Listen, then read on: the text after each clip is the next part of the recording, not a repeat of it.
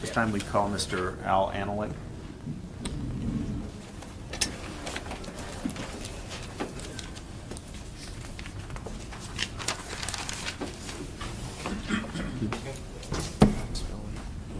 Raise your right hand. Do you solemnly swear or affirm the testimony you're about to give will be the truth, the whole truth, and nothing but the truth? Please have a seat. You may proceed. Mr. Anolik, where do you reside? I live in Tiburon, California, which is outside of San Francisco. And what is your profession? I'm a travel law attorney. What does that mean? Means our practice emphasizes travel, tourism, and hospitality law. It's representing agents, tour operators, government tourist offices, airlines, cruise lines, tour operations, and travel agent trade associations. Could you give the court a brief synopsis of your educational background? Yes, I received my Juris Doctorate degree at Hastings, University of California in San Francisco. I then did my international law graduate work at The Hague, the World Peace Palace in the Netherlands, and then the international law at Berkeley Bothell, California, in Berkeley, and then have given and attended hundreds of different seminars in the travel industry over the last 20-something years. Your law firm focuses, I assume, strictly on travel. Yes, travel, tourism, and hospitality. We teach the same at Cornell and at the University in Hawaii, but it's the broad category nowadays of travel, tourism, and hospitality. But it's primarily agent-based and the relationship with travel agents and how we get them together with the tour operators. If and I were to different ask you, Mr. organizations. Anolik, to name some of your famous travel clients, could you tell us some?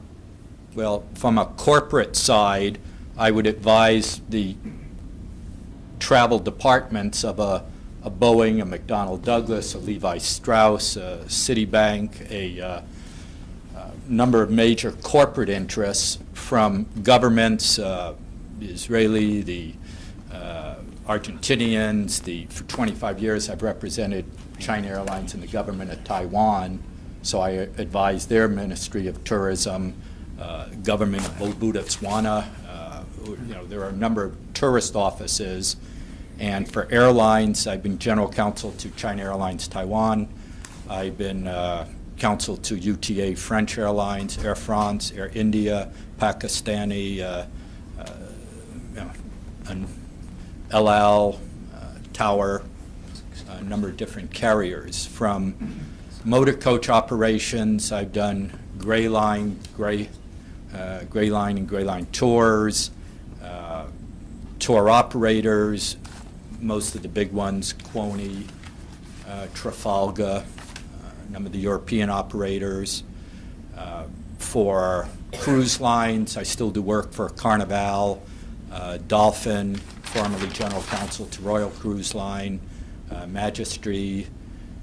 For travel agent associations, the main association was ASTA, the American Society of Travel Agents.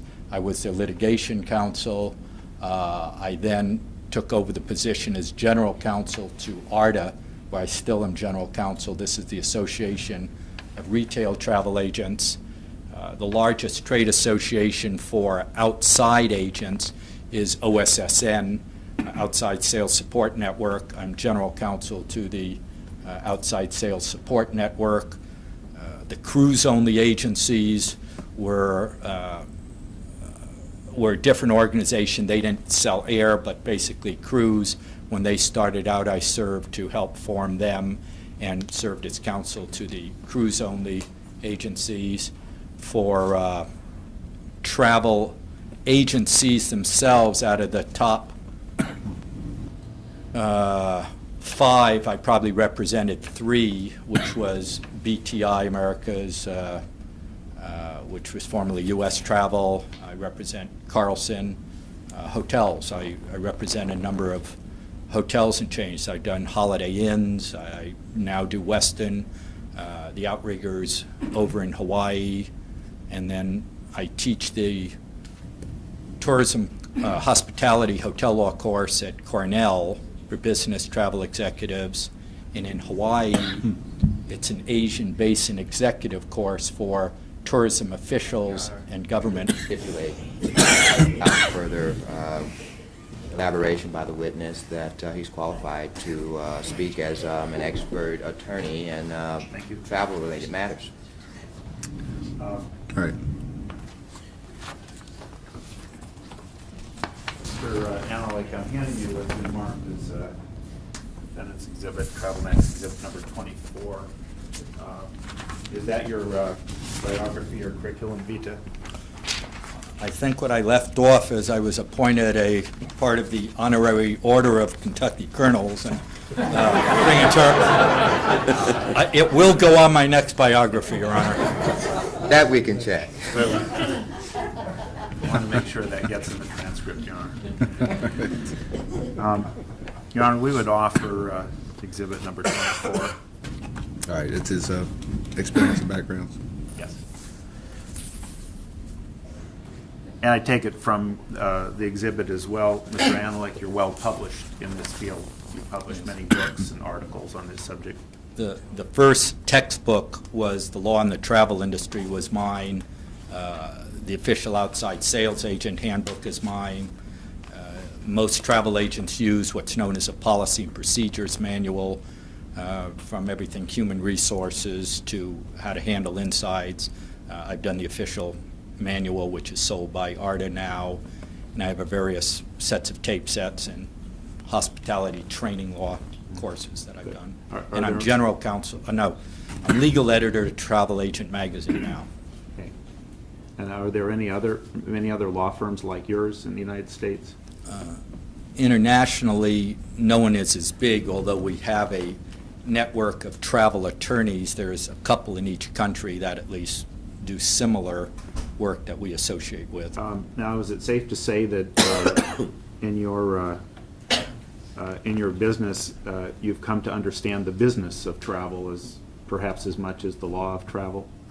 I even got myself here late last night after 2 flight cancellations by using my travel knowledge, but I did manage to get here, and I think I know my travel industry. Do your clients seek you out for your knowledge of the travel business and travel agency business? Yes, I help them with relationships in the industry. Your Honor, I think that's hearsay. I think I would object to that. We need to have those clients here to testify to that, unless he's discussed that with his particular clients. Well, I think all he's saying is that he's been consulted or asked by clients to advise him in that regard. He's not talking about specifically what they asked for and that sort of thing. You may proceed. Safe to say you know the travel business? I hope so.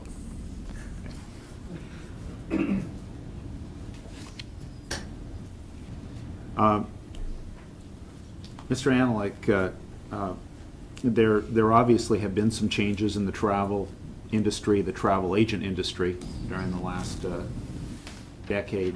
Could you briefly expound on some of those changes as they might impact the emergence of the outside travel agent? Well, until 1985, the former Civil Aeronautics Board was operating within a very regulatory industry. The government decided for competition that there would be an investigation that actually started in the late 70s and then up through the beginning years of 80s, with the whole emphasis to deregulate, to try to allow the travel industry to be subject to the market forces. And they figured by doing this, competition would be fostered if you had open skies, if you took away domestic tariffs. And finally, the government mandated, with the competitive marketing investigation and the culmination of the CAB, that there would be competition. What this meant to the travel agents,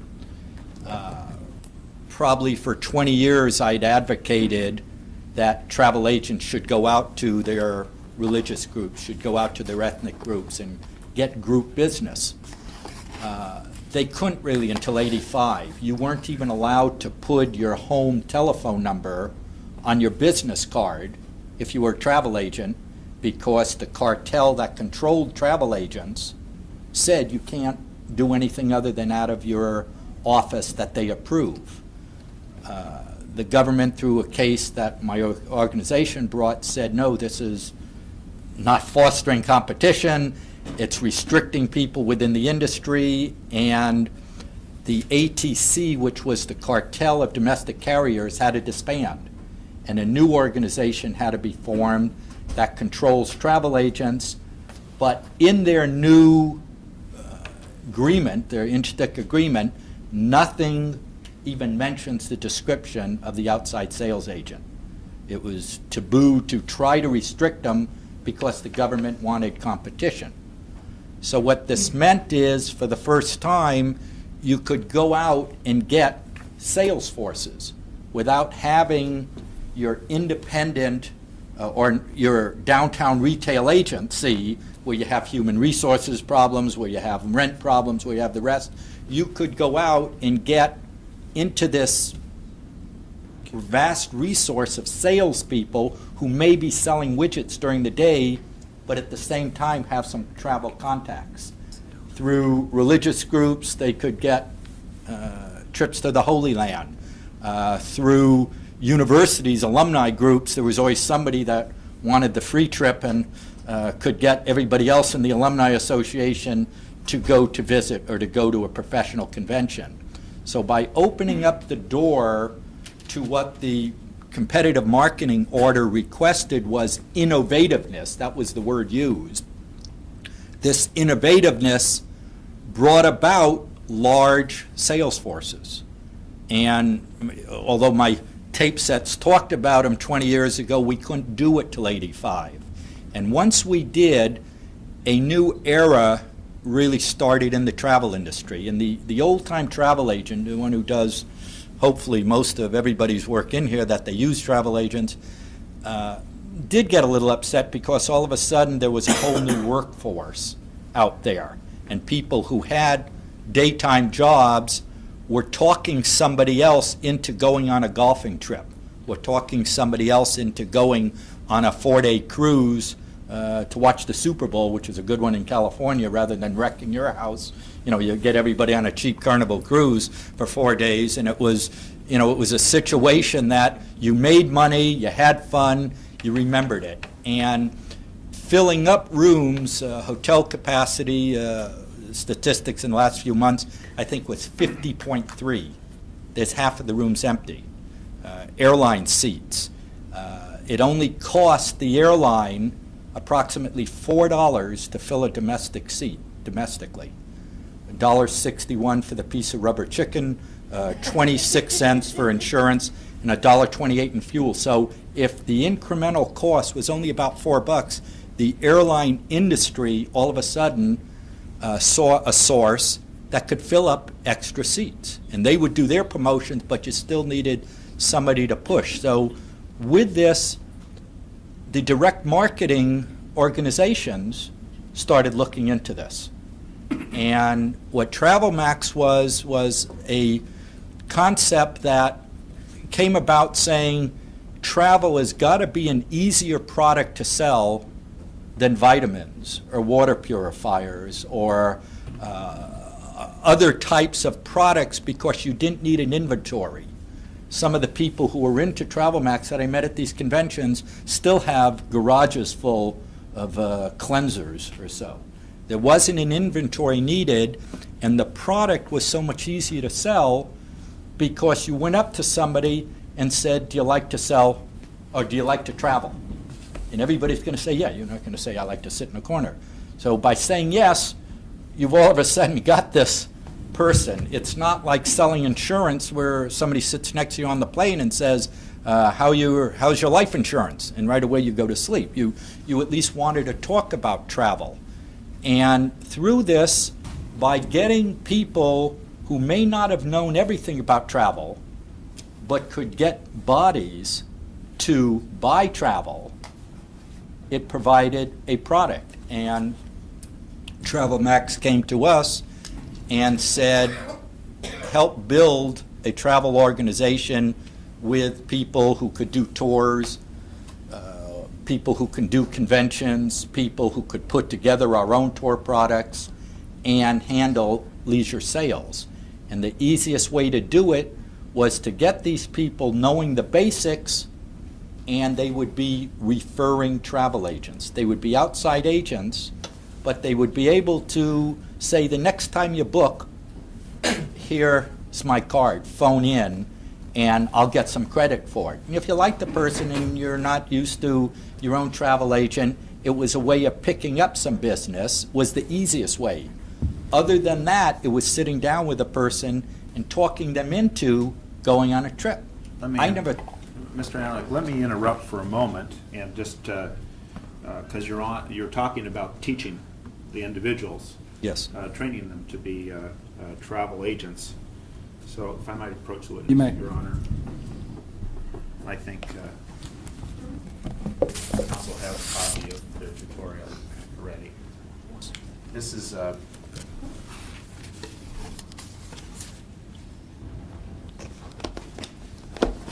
Defendant's Exhibit number 12, Your Honor. It's an extra copy.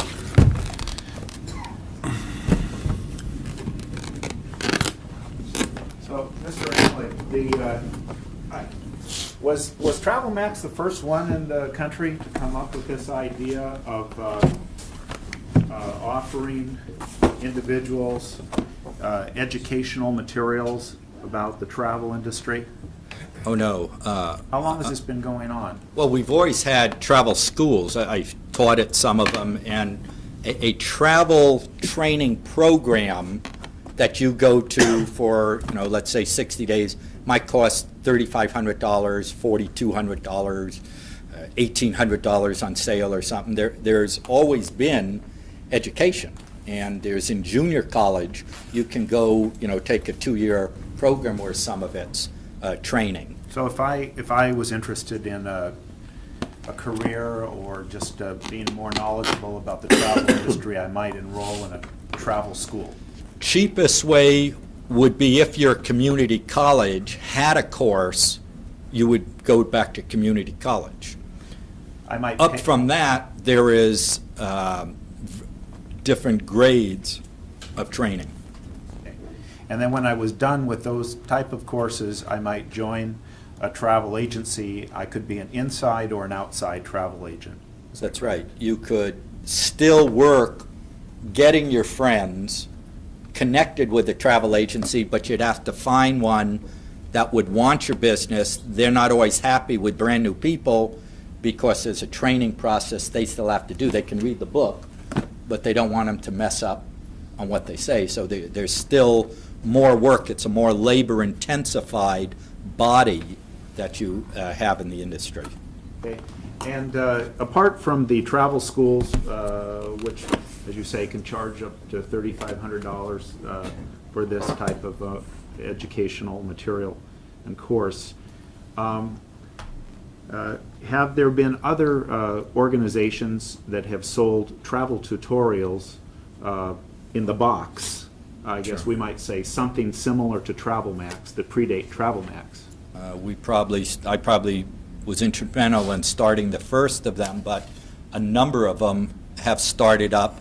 A number of them are copied. Matter of fact, a number of them look very close to probably the dictionary in my official outside's manual. I think a lot of them have read my material and seem to copy it and put it into theirs, but there are a number of them around the country. And what did 40 of them. ones that look, where you'd buy something that would contain manuals, cassettes, and other learning materials about Yes. being a travel agent? Yes. Would you describe that as a viable product to be sold in the market today? It's been a product. It's always been based around this 495 Mark IV selling. Occasionally, somebody will come out and they'll have sales on them or so. But if for the cassette, the tape, and the training material, it's a product that's been used by a number of organizations. For instance, Mr. Anolik, just a couple days ago on the way here, I saw this advertisement in the Wall Street Journal. It says, slash your travel budget, travel as a travel agent. Are you familiar with that company? I don't usually read the Wall Street Journal, but I know the organization. Okay. The ad is for a, some sort of travel tutorial. Am I not correct? Yes. Let's see, does it say the price on here? What's the relevancy of this?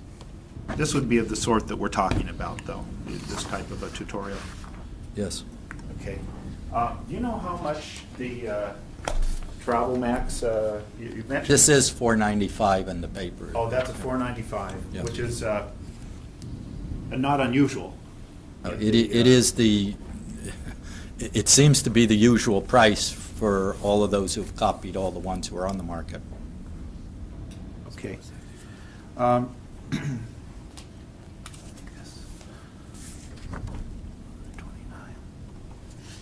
It's the December '96 Rob report. Okay. Okay. And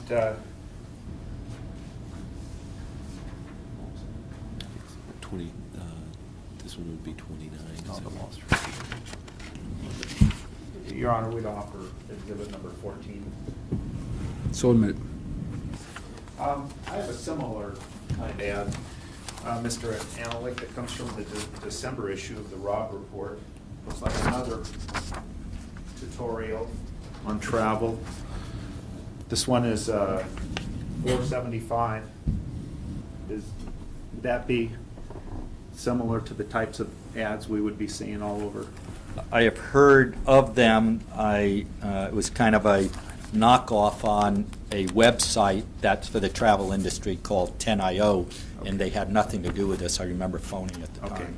So had you never heard of TravelMax before this date, and you heard that there was a company called TravelMax offering to the general consuming public a tutorial at $4.70, would that appear to be in line with products that have been long been on the market? Yes, TravelMax came after a number of other ones who had come up and set that basic price. Okay. And the product that TravelMax has, you're an expert in the travel industry. Tell me about what you get when you, I'm interested in the travel industry, interested maybe in becoming an outside travel agent with TravelMax or somebody else. What can I learn? Number of representatives here Thank you. that would love to talk to you Thank afterwards. you. Not in Kentucky.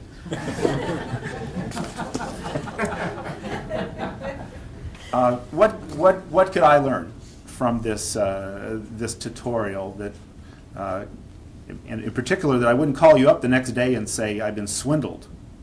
You would have an understanding that if you wanted to do more and ring more doorbells or see more friends, you could make more money selling travel. If you had basic people that you could bring in, even in your own businesses. Somebody works in a business and knows that they can get the business account of all their people, you know you've got enough material and an organization that's going to back you up, especially for commercial.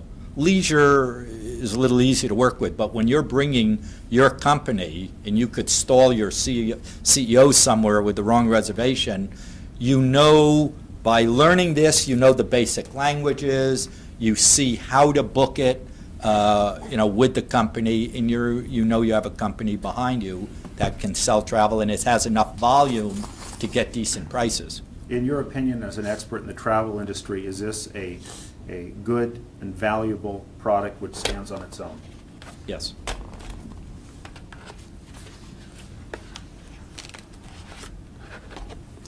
Your Honor, I would offer exhibit number 29, and which is the Rob Report, and I would offer exhibit number 12, which is the TravelMax tutorial. So admitted. That was 12. Oh, okay.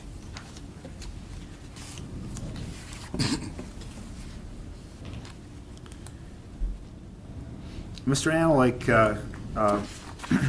some of these companies that have marketed, that I see marketing in the Robb Report and Wall Street Journal, I can't tell whether they are a multi-level marketing companies or not. Can you tell from those articles? I can't tell from these. GTI, I don't want to get it confused, but I know I've talked to them. I know I've turned down many of the companies that didn't have the type of background of TravelMax. There's a company, a large company in industry called IntelliTravel, Yes. and they offer tutorials and book travel, is that correct? They're probably the biggest, and I set them up. Similar to TravelMax, Yes. but predating TravelMax by Yes, a few they years. bought out a company called Worldview, Yeah. and then IntelliTravel came in, and About they're what big. is their volume? That They say they're at 100 million now from the papers. okay. So, would you say that that this method of promoting travel is a viable channel for reaching the American consumer market in selling travel and travel-related products? I think it goes further. I think it's the trend that you're going to see in the industry to have less employees and to have more independent contractors. Okay. Now, the fact that TravelMax, I think, said they had, Mr. Paisley said they had something like 60 inside travel agents. It's huge. What does that tell you about whether or not this is a for-real travel agency?